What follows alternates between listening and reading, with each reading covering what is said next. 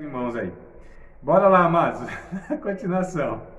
Então, percebam, né, como na história, a história bíblica, eu duvido que perde uma aula agora. Na história bíblica, a gente já vê que Deus, né, já teve essas ações de usar a natureza. Então a gente vê não só o mar se abrindo, enfim, né, Deus é Senhor. E aqui em Joel também, ele identifica que Deus é quem fez isso. O verso 25, vamos voltar para o verso 25 do capítulo 2, para a gente completar a leitura, né? Eu interrompi a leitura para a gente estar indo em outro texto, mas vamos voltar aqui na leitura nossa, do capítulo número 2, versículo de número 25. Vamos lá. Voltando no verso de número 25 do capítulo 2, tá? Capítulo 2, verso 25. E restituí-vos-ei os anos que foram consumidos pelo gafanhoto, e a locusta, e o pulgão e a oruga, meu exército, que enviei contra vocês. Então, olha só, Deus aqui, né, confirmando de fato que era Ele que estava trazendo essa correção, tá? O castigo de Deus, eu queria frisar isso aqui com vocês aí, ó.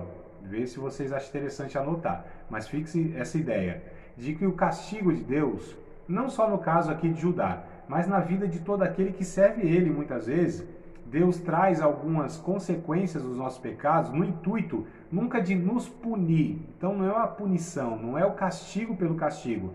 É um castigo que a gente chama corretivo, tá? A intenção de Deus é sempre nos corrigir, é sempre nos trazer para perto dele. É como o pai que vai lá e castiga o filho, né?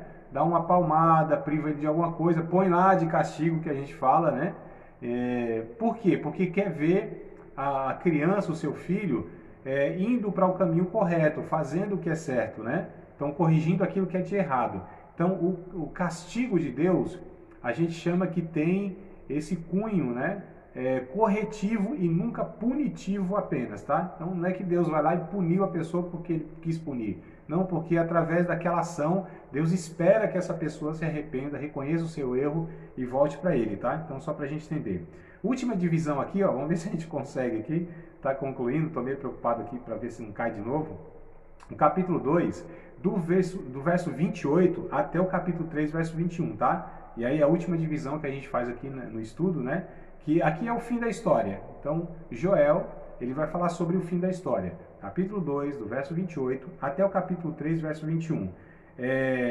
A ver a praga de gafanhotos, Joel tem um vislumbre, né, de um exército de opressores humanos que invadirá a Terra Santa em um futuro distante. Então, ó, capítulo 3, versículo de número 20. A gente lendo o verso 20, ó. Mas Judá será habitada para sempre e Jerusalém de geração em geração. Então, ele vê que Deus vai usar, né, está usando essa ocasião aqui para abençoar o seu povo, pois ele julgaria as nações que invadiriam Israel. Então ele pega essa ocasião que isso é literal, os gafanhotos foram lá e destruíram. O que ele faz então, Joel, né? Deus lhe dá uma visão, então ele faz o seguinte, uma comparação.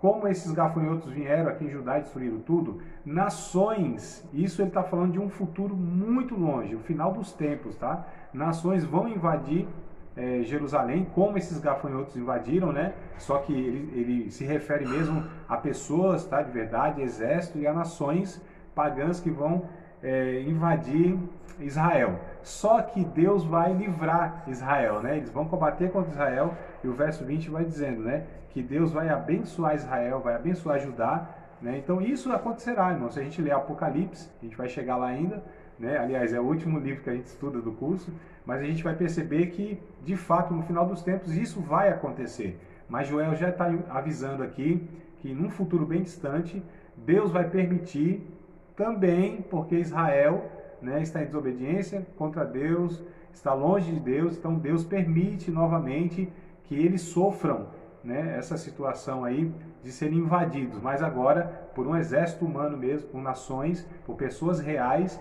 e aí vão lá combater contra Israel, mas Deus vai lá e socorre Israel, né? E aqui, o que a gente aprende disso, irmãos? O que a gente percebe aqui no livro de Joel? Que Deus é soberano. Então, olha só, Ele controla as forças da natureza, os animais, enfim, controla tudo. Toda a criação é Deus que controla, Ele é soberano, né? E por meio desses eventos aqui que a gente está vendo, aliás, que a gente viu, né, lá de Moisés, das pragas, aí, e os outros livros mais, a gente percebe que é Deus que tem o controle da natureza, dos animais, Deus que é soberano sobre tudo, né? E esses eventos é Deus agindo. Ó, vou dar outro exemplo para vocês.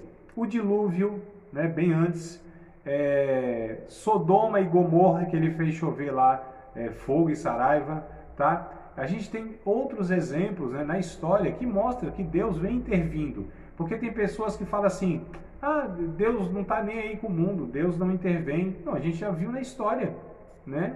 Porque pergunta, desde que o mundo é mundo, está tudo do mesmo jeito. Está do mesmo jeito, coisa nenhuma. Deus já trouxe alguns julgamentos pontuais na história sobre alguns povos, sobre algumas situações, para deixar como exemplo o que ele fará na eternidade, no juízo final. Então assim, irmãos, esse mundo e a história da humanidade não está um negócio desgovernado, né? E as pessoas não fazem o que querem fazer e não vão dar conta. Não, todo ser humano um dia dará conta a Deus, né? Todos, sem exceção, nenhum escapará.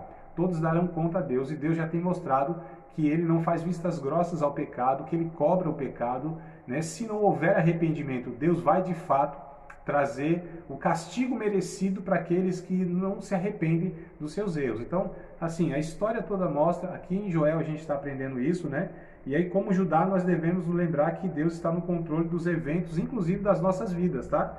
Então, se Deus, ele é soberano sobre o mundo, irmãos, se Deus, ele é soberano sobre esse oceano, se Deus é soberano sobre todo o cosmos e criação, se Deus é soberano sobre os animais, se Deus é soberano sobre o inferno, sobre os governantes, né? Nas nossas vidas individuais também, ele é Senhor, ele é soberano, e a gente precisa descansar nele também nessa ideia aí, tá? Quantas vezes eu anotei aqui, ó, nossos problemas são convites para que nos aproximemos de Deus, para que ele possa nos abençoar. É um outro ponto que eu acho que a gente deveria levar em consideração estudando o livro de Joel.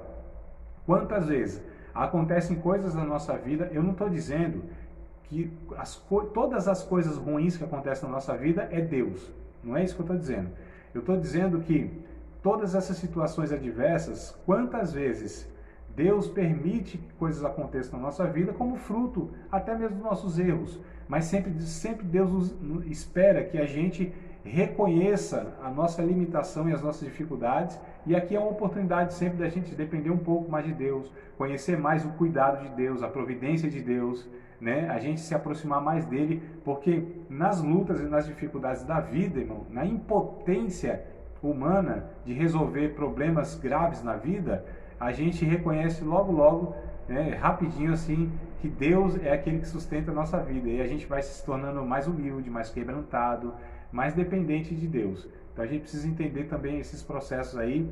Judá, talvez não entendeu, muitos povos não entenderam, muitas pessoas não entenderam, mas fica para nós aqui um alerta, uma advertência e uma lição, né, para que a gente entenda que muitas vezes essas situações difíceis da vida pode ser uma oportunidade para que a gente dependa mais de Deus, cresça mais espiritualmente falando, né, amadureça mais nesse sentido de entender que Deus, ele é o nosso Senhor, tá bom?